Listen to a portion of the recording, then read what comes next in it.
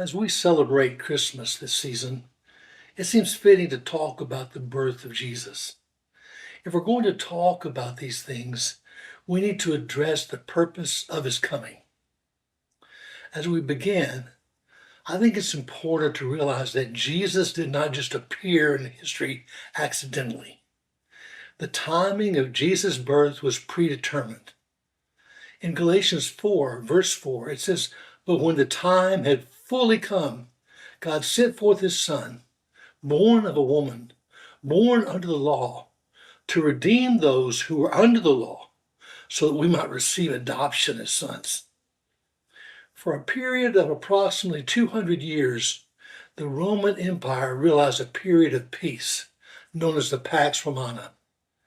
This time of peace began just a few years before the birth of Christ. This period of relative tranquility and its comprehensive legal system ensured order throughout the land. This provided a perfect time for the birth of the Messiah. During the same period, the Romans developed around 50,000 miles of roads known as the Via Romana. These roads were engineering feats that originated from the Forum in Rome and connected the whole empire. The phrase, "all roads lead to Rome," was an actual fact. These meticulously engineered roadways included mile markers leading back to Rome. Via Romana contributed to faster and safer travel that facilitated the spread of the gospel. Now, one less positive contribution the Romans made was the perfecting of crucifixion as a form of capital punishment. Crucifixion in its various forms, including impalement, had been around for a long time. The Romans simply adopted and refined this public, degrading, and excruciating form of execution. The practice reached its peak just around the time of Christ's birth. In this fullness of time, the Messiah entered the physical realm. He did not enter the world simply as a moral teacher or social reformer. And even though he performed incomprehensible miracles that create awe and wonder even today, he didn't come as a miracle worker. And even though his messages inspired thousands, he didn't come as a motivational speaker or inspirational figure. Jesus came as a man on a mission. The eternal Word came into divine purpose and lived with heavenly intent. The birth, life, death, and resurrection of Jesus were not isolated religious moments. His mission was strategic. It was eternal and redemptive. It was directed from the very heart of God before the foundation of the physical universe was even laid. You see, Jesus didn't come to make us better. His mission was a rescue mission, not a reform movement. He did not come to simply correct society's ills or clean up mortal morals. God didn't send his Son to correct people's behavior. According to Ephesians 2, verse 1, humans were dead in their sin. The mission of Christ was to make dead people live. Every religion and social reform movement has tried to make people better by regulating their behavior. In the Bible, the Pharisees tried and failed. Christian legalists today try and fail. Jesus' mission was not to reform, but to restore.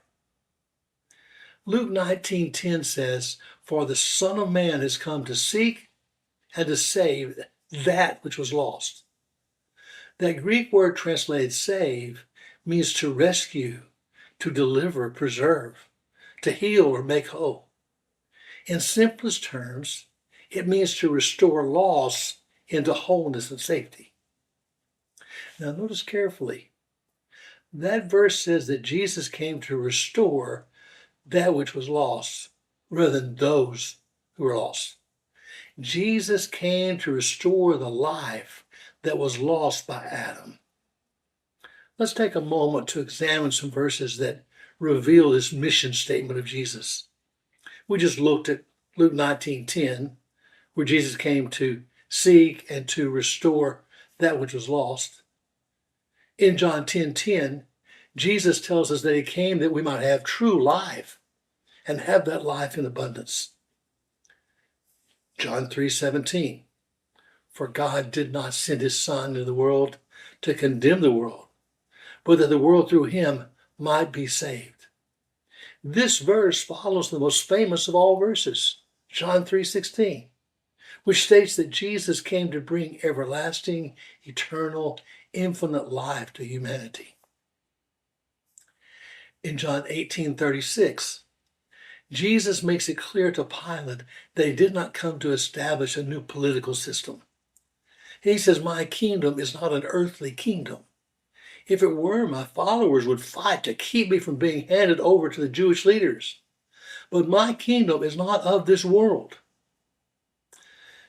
Nowhere is the mission of Christ more clearly spelled out than in Luke 4. In Luke 4:18, the Message writes that God's Spirit is on me. He's chosen me to preach the message of good news to the poor. He sent me to announce pardon to prisoners and recovery of sight to the blind, to set the burdened and battered free, to announce this is God's year to act. The message of Jesus is not some self-improvement course or 12-step plan. The mission of Christ is a divine rescue and restoration mission. His mission was redemptive, not religious.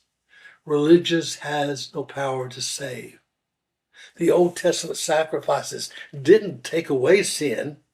They merely covered the sins until Jesus could redeem us. In Hebrews 10:4, it says, it's impossible for the blood of bulls and goats to take away sins. You see, atonement in the Old Testament is simply a covering of the sin that temporarily dealt with sin through substitution until Christ could fully and finally deal with sin on the cross. Religious rituals could not make us righteous. The law revealed sin, and the sacrificial system covered sin, but neither could restore humanity to its original glory. The law could expose sin, but couldn't deliver from sin. Now, I grew up building houses. In construction, the level is an important tool. You see, you may think a wall is straight and plumb. It may look right to you, but you can't trust your eyes. It sure looked like David Copperfield made the Statue of Liberty disappear. But we know better. A wall may look plumb until you place the level on it. If it is plumb, if it is level, the little bubble in the glass will move to the center. If it does not move to the center, the problem is exposed. But the level has no power to correct the problem. It just shows the problem. So it is with the law. The law can only expose sin. It cannot correct sin. That's why religion says, earn, try harder, improve yourself. While Jesus says, come to me, follow me, rest in me, rest in my work. You see, he didn't come to improve us. He came to recreate us. 2 Corinthians 5:17 says, if any man is in Christ, he's a new creation. The old things are passed away. Behold, all things have become new. The great mission of Christ was restoration. He restored the lost fellowship of Eden. He restored the lost integrity of man as God's imagers. He restored man's lost innocence. In Christ, there's no guilt, for he has removed our sin and remembers it no more. He restored our lost authority. Adam had been given full dominion, but he bowed his knee to Satan and forfeited his authority. More importantly, Jesus restored our lost sonship. The New Testament makes it clear that Jesus fulfilled his mission. On the cross, All the covered sin of the past came rushing into Jesus. The afternoon sky grew dark as all evil of all time invaded the broken body of Christ. With his words, "It is finished," the final sacrifice was made and the physical mission was completed. For the next 3 days, he suffered the pain and penalty of sin in the grave. Then, on that first Eastern morning, Father God rose from his throne and declared, "Enough. The debt is paid. Justice is satisfied. Our sin debt was paid and we are restored to God's original intent. All that's required is that we claim this restoration." But that's not the end of the story. Ephesians 1 tells us that God raised him from the dead and seated him at his right hand in heavenly places, far above all principality and power and might and dominion and every name that is named, not only in this age, but also in that which is to come. Adam had dominion over the earth until sin entered. Christ removed the sin barrier and restored the dominion. As we celebrate the birth of Christ, remember that the cross was not God's plan B. Revelation 3:8 says, "The Lamb slain from the foundation of the world." You see, before the first sin, the Christ's birth and death were already prepared. What he came to do, we remain here to complete. The work of forgiveness and restoration was finished on the cross.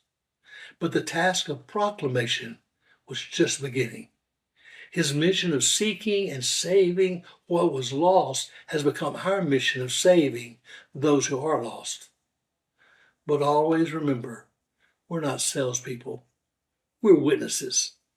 We join with the prophet Isaiah proclaiming, "For unto us a child is born, unto us a son is given, and the government shall be upon his shoulder, and his name shall be called Wonderful Counselor, the Mighty God, the Everlasting Father, the Prince of Peace." His mission is our mission. His heart must be our heart.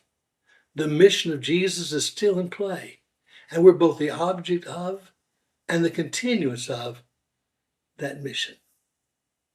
May you have a wonderful Merry Christmas.